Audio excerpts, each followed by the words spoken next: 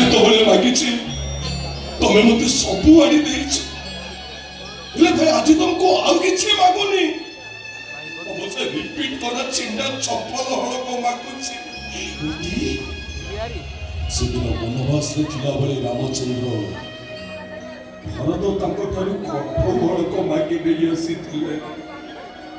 ତମେ ତ ମୋ ରାମଚନ୍ଦ୍ର, 20 ଲକ୍ଷ ଟଙ୍କା ପାଇ ତମେ ବନବାସ ଯାଉଛ। ତମେ ବନବାସରେ ଥିବ, ମୁଁ ଚାକିରିରେ ଜଏନ କରିବି। ତମେ ଯେତେବେଳେ ଭୋକ ଉପାସରେ ଆଉଟୁ ପାଉଟୁ ହଉଥିବ, ମୁଁ ସେତେବେଳେ ରେଲୱେ କ୍ୟାଣ୍ଟିନ ଭିତରେ ଲଞ୍ଚ କରୁଥିବି। ଆଉ ତମେ ଯେତେବେଳେ ଖରାରେ କାମ କରୁଥିବ, ମୁଁ ସେତେବେଳେ ଏସି ଲଗା ଅଫିସ ରୁମ ଭିତରେ ବସି ମୋ ଥକା ମେଣ୍ଟଉଥିବି। ଆଉ ମନକୁ ମନ କହୁଥିବି, ମୁଁ ସେଇ ରିକ୍ସା ବାଲାର ଭାଇ, ଯୋଉ ରିକ୍ସା ବାଲାର ଚିଣ୍ଡା ଚପଲ ହଳକ ସହିତ ମୋ ଅଫିସର ଜୀବନ ସମାନ ନୁହଁ।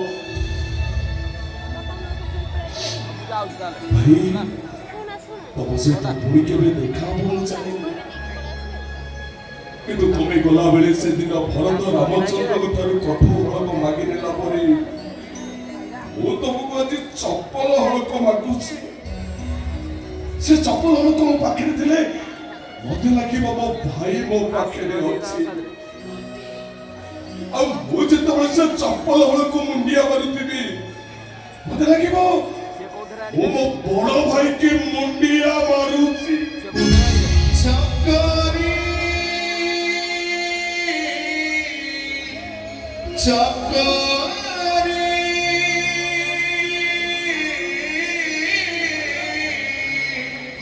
ଚକରି ଚକରି ଚକରି